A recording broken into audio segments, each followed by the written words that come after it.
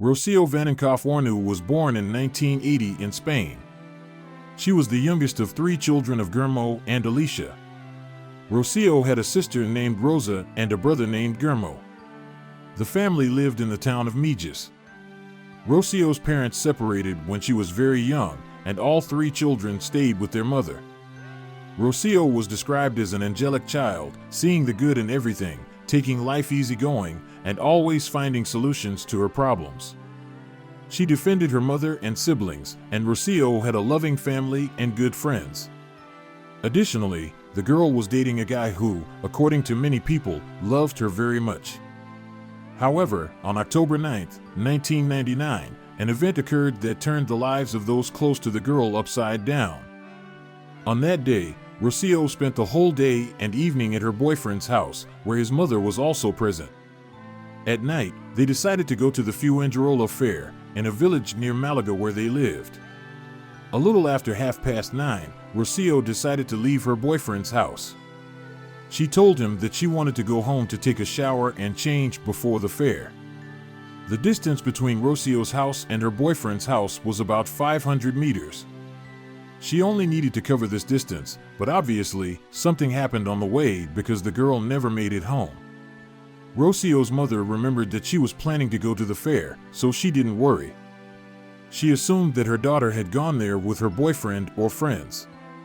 Her brother and sister were also waiting for Rocío at home, but there was no news from the girl.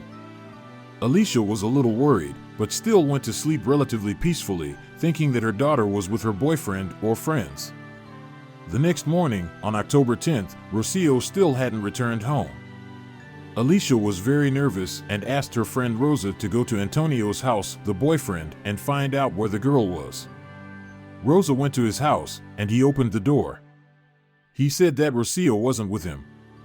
He confirmed that they were planning to go to the fair, but he fell asleep at the last moment and didn't go anywhere. He said he tried to call Rocío, but acquaintances told him they hadn't seen her at the fair.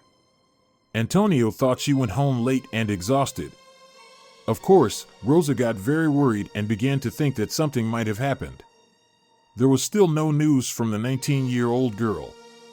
Alicia was getting more and more nervous, so her partner, Juan Sherry, suggested they go for a walk. He wanted to show her the nearby ruins so she could get some fresh air, unwind a bit, and worry less about her daughter. Everyone was telling Alicia that the girl would show up soon. She and her partner went for a walk, and at first, everything was normal. However, as they walked along one of the roads, Alicia noticed a pair of sneakers lying there. She was sure they belonged to her daughter. Going a little further across the field, she noticed bloodstains and a scarf. Alicia became really anxious, and Juan decided to call the police so they could come to the scene and investigate.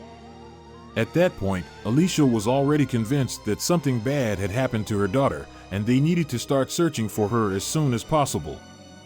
The police arrived and cordoned off the entire area to search for evidence. In addition to the sneakers, bloodstains, and scarf, they found tire tracks that had gone through a pool of blood and left marks all over the area. They also found a cigarette, but of a brand that wasn't popular in Spain. After analyzing all the evidence, they obtained the following results. The DNA found in the saliva remnants on the cigarette but didn't match any DNA in the database. They retained the sample, hoping it might yield results later. They also analyzed the tire tracks and determined that the car was quite old. Those tires hadn't been produced in Spain for 6 years. They also managed to establish that the car was of small size. Since Rocío disappeared in the middle of the night, it was really hard to find witnesses, especially since the area wasn't densely populated. The first witness appeared shortly after the evidence was collected. It was a taxi driver. He said that on the day of the disappearance, around 10 in the evening, he was returning home from work and driving on the street where the evidence was found. There, he heard cries or screams and got really scared. He rolled up the windows of his car. The taxi driver noticed a car with a man inside. He was able to describe the man's appearance, which helped create a composite sketch. He also said that the car the man was in was an SUV. The composite sketch was widely spread in the media so that people could provide information if they knew something. At the same time, the police were investigating this person within Rocío's closest circle. In such cases, the person who saw the victim last, especially if they were the victim's romantic partner, becomes the main suspect. In this case, it was Antonio Jaxarato. The police checked his phone, and they questioned him 6 times. Antonio's account seemed odd to the police for various reasons. For instance, he didn't know what Rocío was wearing that day. The statements from the girl's family and Antonio contradicted each other. She was wearing a white t-shirt with a Nike logo on the chest and purple pants that day. However, Antonio claimed he had never seen her dressed that way. He said he had never seen the famous white t-shirt. His partner's mother confirmed this, saying that the girl was wearing a jacket that day. When Rocío left their home at 9:30 p.m., Antonio's mother had actually helped her put on the jacket. Rocío's family found this very surprising since the jacket in question was at their home. This could only mean that Rocío returned to her boyfriend's house later that day in different clothing, but he didn't want to talk about it. The boyfriend stuck to his original version of events. Rocío left, he fell asleep, and he didn't know anything else. The location where the evidence was found was very close to Rocío's boyfriend's home. If the girl was yelling, as the taxi driver claimed, Antonio should have heard her because he lived on the lower floor. He stated that he didn't hear anything, and neither did any of his relatives. The boyfriend's alibi couldn't be confirmed. He allegedly slept at home. The only people who could verify this were his parents and some other relatives. It was also strange that at such a late hour, he didn't offer to walk her home or go with her from there. Nonetheless, Antonio stuck to his initial story, and his phone call records didn't reveal anything suspicious, so the questioning was stopped at that point. The boyfriend appeared in various media outlets, talking about Rocío and hoping for her return, assisting in the search efforts. They searched for the girl in all the surrounding areas.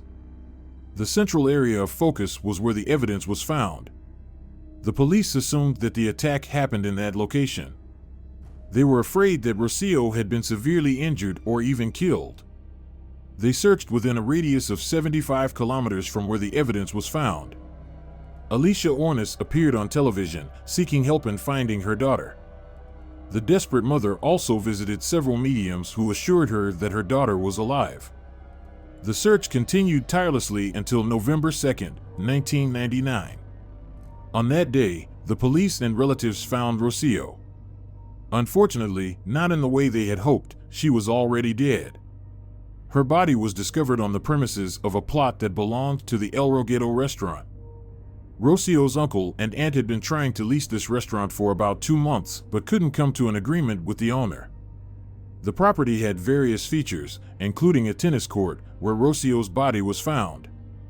She was found under a tree, and the owners of the court were the ones who discovered the body. The girl was naked, knife wounds covered her body, and there were also burn marks. Her legs were spread apart. Many parts of her body were damaged from lying under the tree trunk. Decomposition had progressed to a point where her identity couldn't be determined through any physical feature. She was identified by the jewelry she was wearing that day. The autopsy revealed that Rocío had lost her life on the day of her disappearance. She had 9 knife wounds on different parts of her body. This was indicated by the marks left by the weapon on her bones. Additionally, her throat had been slit. There were 2 trash bags tied with a belt around the girl's body. This led the police to believe that she had been brought to that location in a car. The bags were likely used to prevent the trunk from getting bloodstained. It was also speculated that the perpetrator left her body there not on the day she went missing, but a few days later. This conclusion was drawn because the location was crowded, and the body would have been discovered quickly if it had been there. The assumption was that the perpetrator was trying to throw off the investigation. Next to the body, a badge was found. These badges were used to write the names of people participating in the search. This particular badge was unused, with no name on it, rendering it useless for information. The autopsy also showed that all 9 wounds were inflicted by the same weapon, possibly a pocket knife. There were 8 wounds close together on her back. It was assumed that at the time of the injuries, the girl was unconscious and already deceased. 1 wound was on the front, a wound similar to the 8 on her back, damaging vital organs and leading to her demise. Additionally, pink fabric fibers were found on her body. Apart from the 2 bags that covered Rocío's body, another bag was found at the crime scene. Inside this bag was the girl's clothing. Moreover, a hair not belonging to Rocío was found inside the bag. The hair was dark, while Rocío was a blonde. However, these pieces of evidence, including the bag, badge, and fabric fibers, couldn't help the investigators at that time. The hair lacked a root, and DNA technology was not advanced enough to analyze hair without a root. Analyzing the fabric fibers, which turned out to be from the clothing, would have required a direct match with the suspect's clothing, and these samples had to be a complete match to be useful. The only thing that helped the police was the clothing found in the bag. There was the famous white t-shirt with traces on it that helped confirm the theory that the death resulted from knife wounds and also confirmed the number of inflicted wounds. Several weeks before this, 4 police officers had seen a car with multiple passengers inside. According to their accounts, the car was patrolling the area where the girl later went missing. Checking the license plate in the system revealed that the owner was Dolores Vasquez, known as Lori. She was added to the list of suspects. After Rocío's body was found, she was again brought to attention. She had been a very close friend of the family. The police were precisely investigating Rocío's inner circle, and the car's license plate made Dolores the primary suspect. Dolores Vasquez and Alicia Ornu had been in a romantic relationship for 10 years. The first few years went very well. They bought a house and lived together with Alicia's children. Problems arose as the children grew older. Dolores was in charge of discipline at home and was stricter than her partner. Dolores frequently argued with the children and disciplined them harshly, according to Alicia's perception. This caused tensions between them. Eventually, the women decided to part ways as their relationship no longer brought them joy. Despite the breakup and Alicia moving out of the house they shared, Dolores remained an important figure in her life.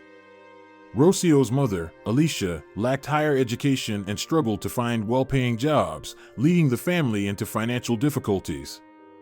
On the other hand, Dolores held a high-ranking position and provided substantial financial support. She often expressed love for Alicia's children as if they were her own, especially for Rocío, whom she had practically helped raise. Dolores contributed significantly to the search for Rocío and financially supported the effort. The investigation continued. Initially, the police had multiple suspects, but the list gradually narrowed down. Nearly a year after Rocío's death, in September 2000, the first arrest took place. Dolores Vasquez was detained as the sole suspect. Initially, Dolores' arrest was somewhat contentious. The police lacked substantial evidence indicating her involvement in the crime. In fact, they initially thought it was a man due to saliva on the jacket and a composite sketch based on the taxi driver's account, who was the sole witness. However, there was something the police were certain of: Dolores was suffering from her breakup with Alicia.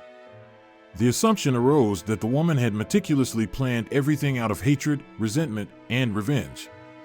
Within the circle of these 2 women, conversation circulated that Rocío was the cause of their breakup, as her relationship with Dolores had become unbearable. This argument was used during Dolores' arrest. After the arrest, one of the most high-profile trials in Spain at the time and one of the most contentious began.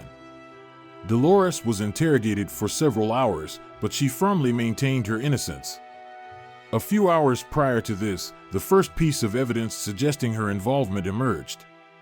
I remind you that pink fabric fibers were found on Rocío's body, and these fibers were compared to Dolores' sportswear. Laboratory analysis revealed nearly 100% match between the samples, suggesting that these fibers came from Dolores' clothing. The initial analysis of these fibers was conducted in the toxicology laboratory, as the police disclosed in a press conference. This shift in public opinion turned against Dolores Vasquez. At the request of Dolores' lawyer, the analysis was performed again, this time in a forensic laboratory, and the result was negative. Dolores' defense argued that the toxicology laboratory could have made a mistake. The case received extensive coverage in all media outlets. Everyone had something to say about the evidence presented by the police or the family's personal life. People talked about Dolores' strong hatred for Rocío. The trial began in 2001, and all the testimonies gathered indicated that the relationship between Dolores and Rocío was extremely troubled. Alicia and Rosa attested to this, stating that Dolores frequently punished the girl excessively, forbidding her from leaving the house for years and shouting at her harshly. Rocío received poor grades, which led to reprimands from Dolores, further infuriating the girl. These constant conflicts severely deteriorated their relationship. Alicia stated that Rocío once said to her, "Mom, one day, she's going to kill me, and you won't do anything." Alicia also revealed that she herself suffered humiliation at the hands of Dolores. At the outset, one of the reasons was that Dolores was an educated woman while Alicia hadn't pursued formal education. Alicia could read and write, but she lacked any diplomas. Dolores introduced Alicia to her friends and acquaintances as her sister. Only to her closest friends did she occasionally reveal that Alicia was her partner. Because of this, Alicia thought that Dolores no longer loved her or her family. As all these details came to light, people on the streets were demanding justice. They wanted to see Dolores behind bars for the girl's murder. 2, 3, maybe even 4 months before it happened, she threatened me because I didn't want to continue seeing her. I was already in a relationship with a man. I told her, between us, it's over. We can be friends, and I would help her if she needed it. She said to me, "You will cry bloody tears, it will hurt you." If Dolores Vazquez has a conscience and humanity, I don't know how she can continue living after what she did. And yet, nothing indicated that Dolores was physically present at the crime scene or near Rocío's body. The evidence available could point to someone else's guilt, but not Dolores. She was deemed guilty based on the evidence presented in court. The police believed that Rocío was acquainted with her assailant, a notion derived from the scarf found at the crime scene. After the initial frontal attack, the person who assaulted Rocío gave her the scarf to apply to her wound. However, when she attempted to flee, the attacker succumbed to a fit of rage and inflicted the additional wounds on her back. The multiple wounds also signaled hatred and cruelty. It was possible that the body was left with spread legs to make it appear as a rape, leading the investigation in a different direction. Additionally, one of the pieces of evidence was a badge. Dolores had participated in the search efforts, so she could have had access to these badges. These testimonies were compounded by statements from Dolores' co-workers. They recounted that on the days when Rocío disappeared, Dolores seemed anxious and in a bad mood. One co-worker from Ukraine shared that on the day they found the body, Dolores took a photograph of the girl and started piercing it with a knife. Eventually, she destroyed the entire photograph. Dolores explained it by saying the co-worker didn't speak Spanish well, and she wanted to explain to her what had happened to Rocío.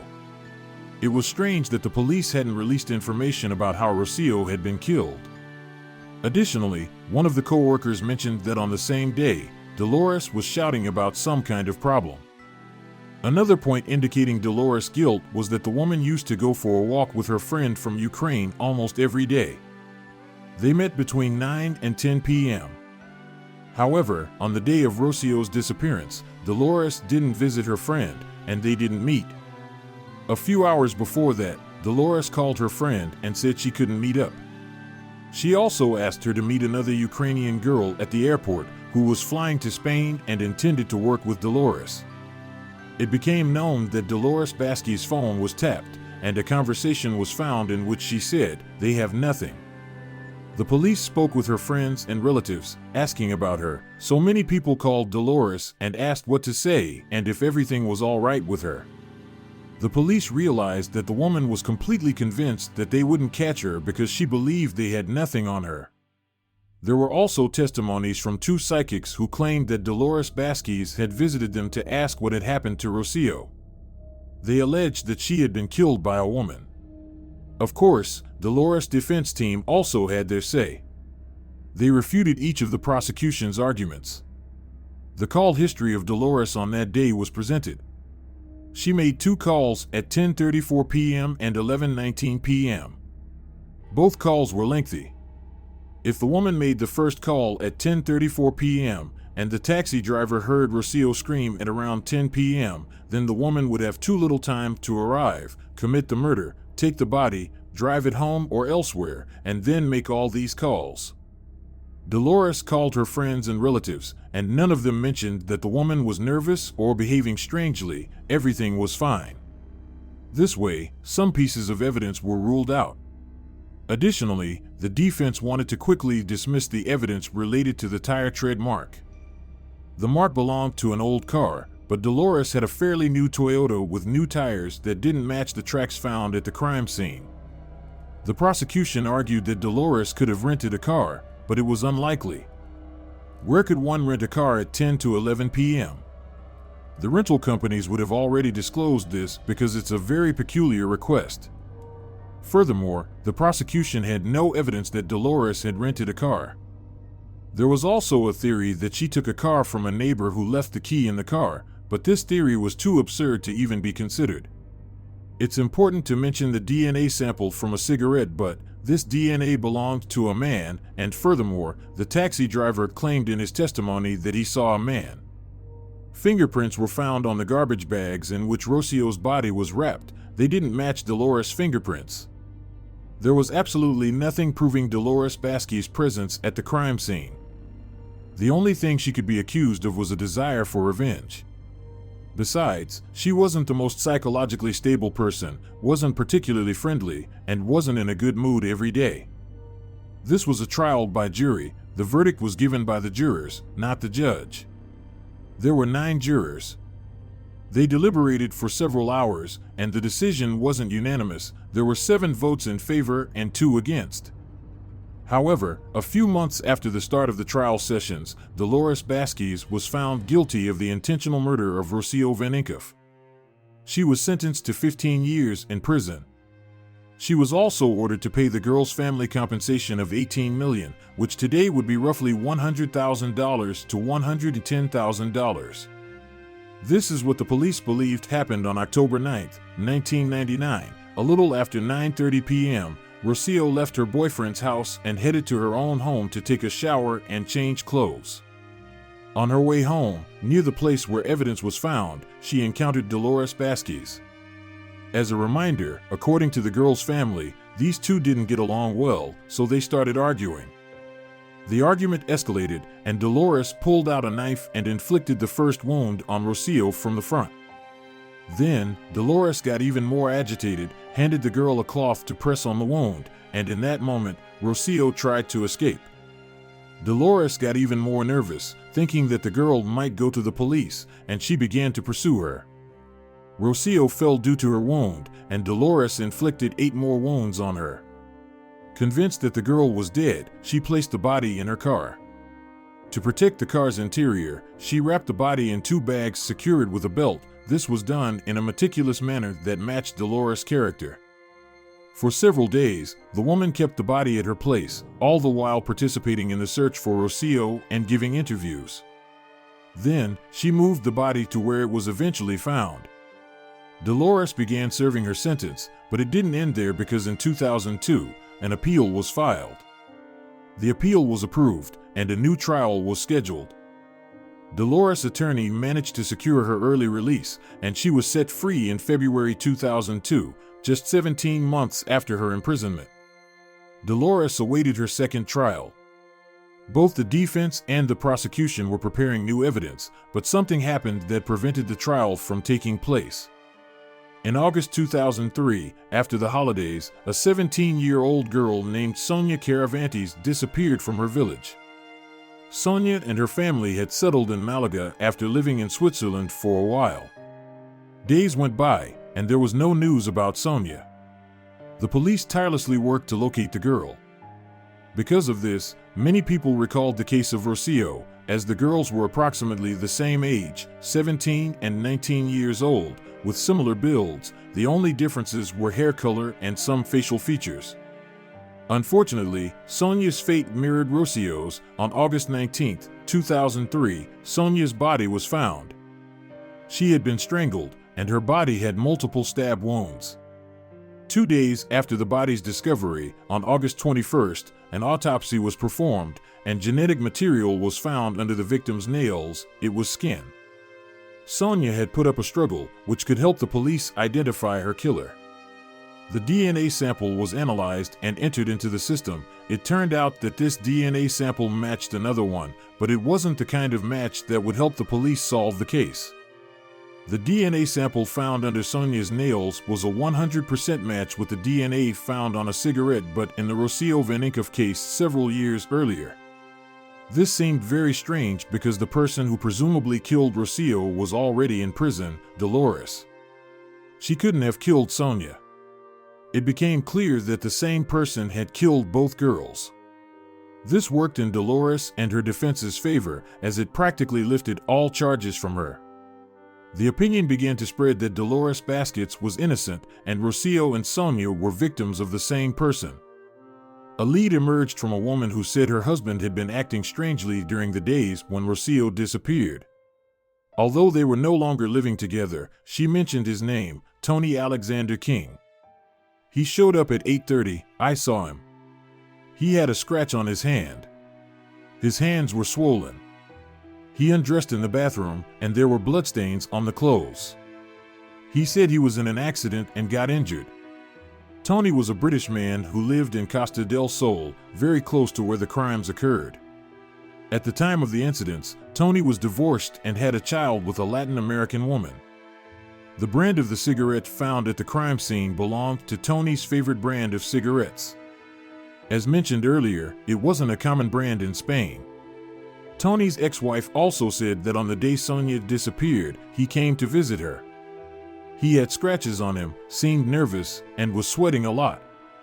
She asked him what had happened, and he said he had a fight with someone outside a bar, but she didn't believe him. Tony King was arrested on September 19, 2003. Naturally, his DNA was collected, and the results were positive. The DNA matched both the cigarette butt sample and the sample from under Sonia's nails. After Tony's arrest, his dark past came to light. Things were revealed about him that no one knew. First, his name wasn't Tony Alexander King, as everyone thought. His real name was Tony Bromwich. In 1986, he was sentenced to 10 years in prison for the unconsciousness and rape of several women. He even had a nickname, the Holloway Strangler. He served only half of his sentence due to good behavior and was granted early release. He then changed his name and moved to Spain to start a new life. In Spain, he met a woman named Cecilia, and they had a daughter whom they named the same. When Tony was arrested, Rocío's family still believed that even if Dolores didn't commit the crime with her own hands, she was somehow involved. Of course, they attended the trials of this man. The first trial Tony was set to face was for the Sonia Caravantes case. This trial progressed much faster than Rocío's trial because there was a DNA sample directly on the victim's body. In November 2003, Tony King was sentenced to 36 years in prison for Sonia's case, and he was also ordered to pay Sonia's family a compensation of €300,000. The trial for Rocío's case was still pending. It took place in December 2006. Like the previous trial, the decision was made by a jury. At the beginning, Tony Alexander King stated that he had burned Rocío's body. This slightly contradicted the official version.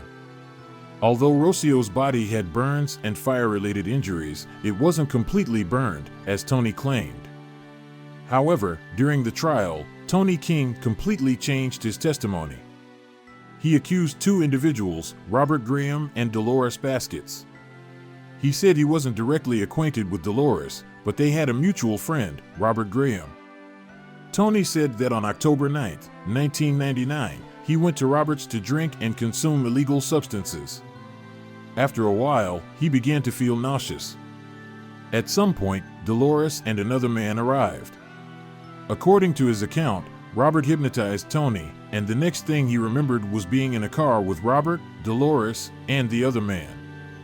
He claimed they were standing in the shadows. Dolores was the one who struck Rocío from behind. He said they put the body in the trunk but weren't aware that she was still alive. Then Robert Graham got out of the car, opened the trunk, and proceeded to slit Rocío's throat. Afterwards, he and Dolores wrapped the body in bags to avoid making a mess of the car. Tony himself hardly participated and was mostly a witness to the horrific crime, leaving behind the cigarette butt. In all the places, there was another person with her, not me. You can't accuse me of murder, it's all Dolores Baskett's fault. She lied in the second trial. The footprint found at the crime scene didn't belong to Tony King's car. As the previous trial showed, Dolores was also not involved, nor was Robert Graham. People began to think that Tony Alexander King wasn't acting alone. When asked why he didn't reveal all of this when the police arrested him, he replied that Dolores Basket threatened to kill his daughter if he did. On December 14, 2006, the trial concluded. The jury deliberated for 13 hours and found Tony King guilty of intentional murder. All charges against Dolores Basket and Robert Graham were dropped, although it was believed that Tony didn't act alone. For Rocío's murder, he received 19 years in prison and was also ordered to pay two compensations, €200,000 to Rocío's mother and €42,000 to her brother and sister.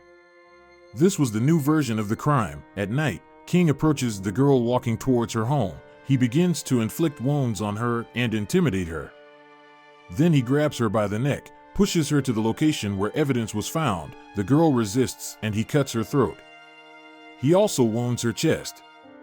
Rocío takes a scarf from the man and applies it to the wound. She tries to escape, and he realizes he went too far. None of his previous victims escaped, and he never inflicted such deep wounds on anyone.